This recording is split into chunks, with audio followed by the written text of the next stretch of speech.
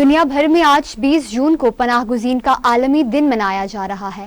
جنگ، ظلم، تعصب، کشیدگی سے اپنی جان بچانے کے لیے انسان دوسرے ملک میں پناہ لینے پر مجبور ہو جاتا ہے۔ آئیے جانتے ہیں مزید اس رپورٹ میں۔